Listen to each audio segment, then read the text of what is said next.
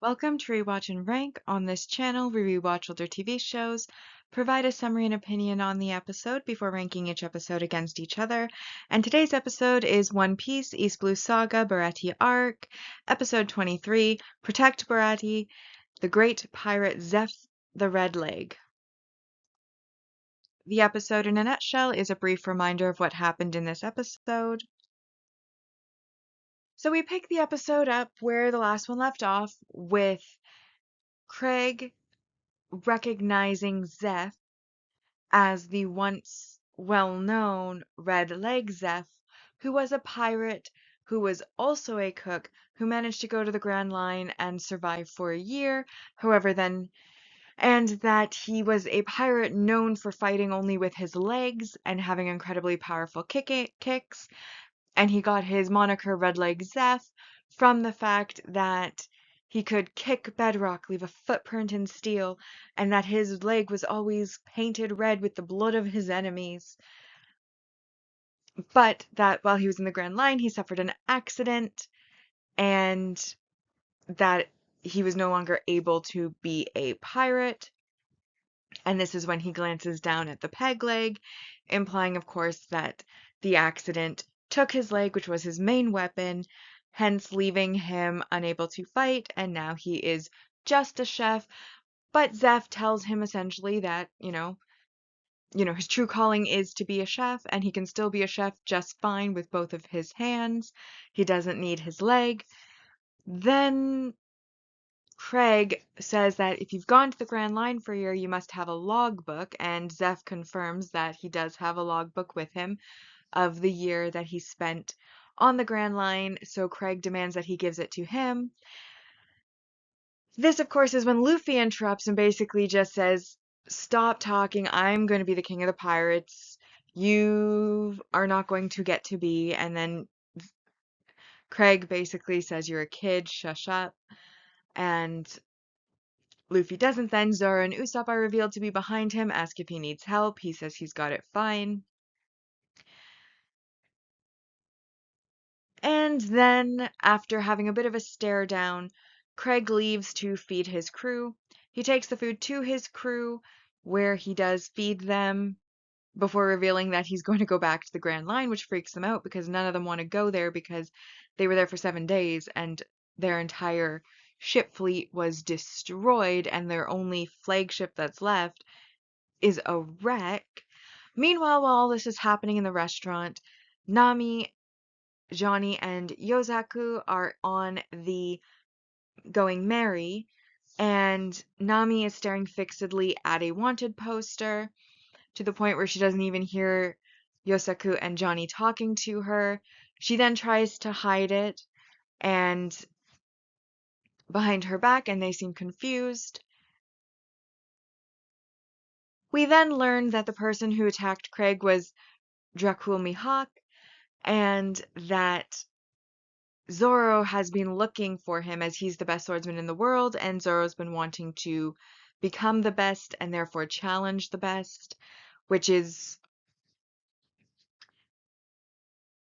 basically this is the first lead he's actually gotten on Dracul Mihawk, so he's kind of excited about that. Anyways, Dracul Mihawk kind of makes a appearance at the end of the episode. His really cool candle coffin boat comes up and then he uses his sword to slice this big giant ship that Craig owns into pieces, sending his crew into the water and causing Baratie to shake. This, of course, makes Luffy, Usopp, and Zoro worried about the Mary because it was just outside. But when they go to look, they find Johnny and Yasuku in the water, and they learn that Nami has taken the ship and basically said, "If we're fated, we'll meet again." And that's what happened. So now that we remember what happened, it's time to rank the episode. As always, we'll rank on our 2 ranking lists, our mostly objective ranking, and then our personal ranking. So first points that we have is +2 for our single arc main character development. And this is the fact that Zeph's reputation precedes him as we get told his entire backstory.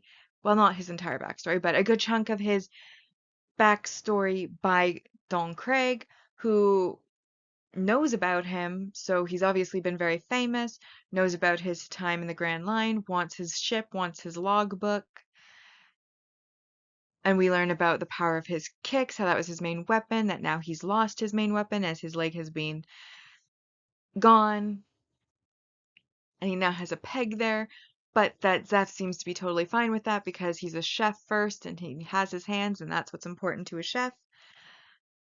Then we have 3 points for our multi-arc supporting character introduction, which of course is Dracul Mihawk, who is Zoro's goal.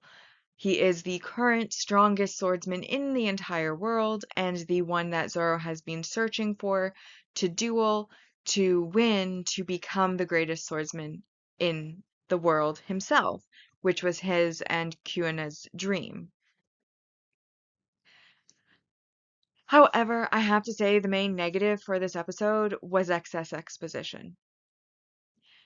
Now, if you are watching for the first time, you may not necessarily know this information,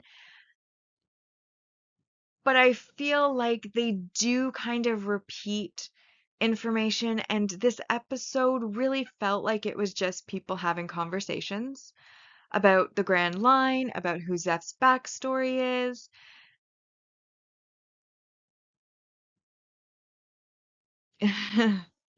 Like, that is literally, when I think back on this episode, all I can come up with is that. So I think it's worth the -1 point, which leaves this as a 4 out of 10 episode.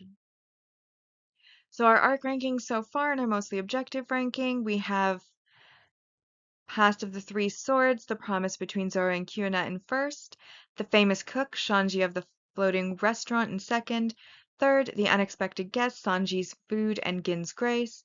This episode, Protect Baretti, The Great Pirate, Zeph the Red Leg, is in fourth, and then The Greatest Pirate Fleet, Captain Don Craig.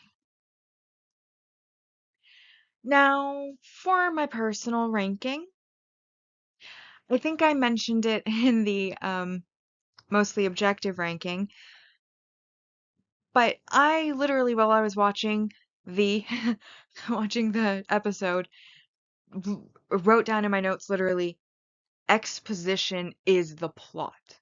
Because they only basically just stood around having conversations. You know, there was the conversation that took up the bulk of the episode. Then there was a brief conversation between Johnny Yosaku and Nami, where then she's revealed to have taken the Merry away, and they tell like Luffy, Zoro, and Usopp that the ship's gone. Then there's the conversation Craig has with his crew about wanting to go back to the Grand Line. You know, and then Dracul Mihawk, he cuts up a boat, and that's how the episode ends. I felt like hardly anything happened, so it's really difficult to give it a rating because it's like, what am I supposed to say? What am I supposed to think? It's just talking. That's all they were doing. And like I said, while some of the information was important, I also know that like we get an episode of Zeph and Sanji's backstory, and spoilers for that, but Zeph was a pirate in that flashback, therefore, did we have to have Don Craig telling us that he was once a pirate? Or that his fighting style is similar to Sanji's? Like, that would be its origin? Honestly, like, did we need all of this talking? Could we not have moved the plot along? You know, I just felt like nothing happened. Nothing really happened. Although I did want to say I was highly flabbergasted by Gin when Craig leaves to go feed the crew the meals that Zeph had brought him at the end of the last episode. He was there and he was like, "Sorry, Sanji, I never imagined this would happen." And I'm sitting there like, "Really? You never imagined that Don Craig, who has a reputation and is very well known for backstabbing and trickery and underhanded means would attack the ship that fed him? Like, I'm sorry, how did you not imagine that as a possibility? Knowing who Don Craig is, how did it completely slip your mind? And you never imagined that he would be ungrateful for the grace that he is being shown by Zeph and the food that he is being given to save his crew. Though Zeph does reveal kind of a hint to the backstory in that he does scold the chefs who are saying, don't give this food, to say, none of you know what it's like to be on the brink of starvation, and until you do, you don't get to say anything about this, which is good on him, and also similarly why he doesn't scold Sanji for feeding people who are extremely hungry at the back door if they can't pay, which it was revealed, I think last episode, that Sanji does do, or is known to do. But I was just completely flabbergasted. I'm like, do you not know who you're following, Gin? Like, you chose this guy, you're like his second or third, or like you're one of his higher up officers. How do you not know the personality traits of the person that you are following and the way that he reacts to things? I'm just saying that it is completely, completely, completely weird that you do not know who you are following and that you never imagined that this would happen, that he would try to take over the ship, that he would like be ungrateful. I can't get over it. I find it amusing, but like I'm also flabbergasted that he would have a line like that because this is your captain. You spend the most time with him. You should know what kind of person he is. But I digress. Anyways, like I said, not a lot happened. And simply for that reason, because there's not a lot to judge when there's not a lot that's happening. I gave it a 3 out of 10. Not because there was anything majorly negative about it, but just that there was like not a lot to it, unfortunately. Which brings our arc ranking so far to personal ranking. First place we have Path of the Three Swords, the promise between Zoro and Kuina, the famous cook Sanji of the floating restaurant. Protect Baretti, the great pirate Zeph the Red Leg is this episode in third. Then we have an unexpected guest, Sanji's food and Gen's grace. And then in last place so far, the greatest pirate fleet, Captain Don Craig. Bringing us to our saga ranking so far, which is where we're ranking each of the arcs against each other. So on our mostly objective ranking so far, we have the Romance Dawn arc in first place with 86.67%, followed by the Orangetown arc with 76%, Syrup Village arc with 64% in third, and Baretti arc so far has earned 32 out of a possible 120 points. Moving to the personal side, we have in first place Buggy's Orangetown arc, which is 74%. Romance Dawn arc in second at 66.67%. Syrup Village arc didn't do great at 49%. And then the Baretti arc so far also isn't doing as strong as I personally expected based on past watch-throughs. So I'm a bit shocked. It is only 22 out of 120 so far. Bringing us to our final segment, which is our series ranking so far, where we will be ranking each of the sagas against each other. And the East Blue Saga so far has earned 20 out of 80 points on the objective side, and then on the personal ranking side, it has earned 12 points out of 80 so far. And with that, we've now rewatched and ranked One Piece East Blue Saga Baretti Arc, Episode 23, Protect Baretti, The Great Pirate, Zeph the Red Leg. Like and subscribe if you'd like to, and I'll see you in the next episode.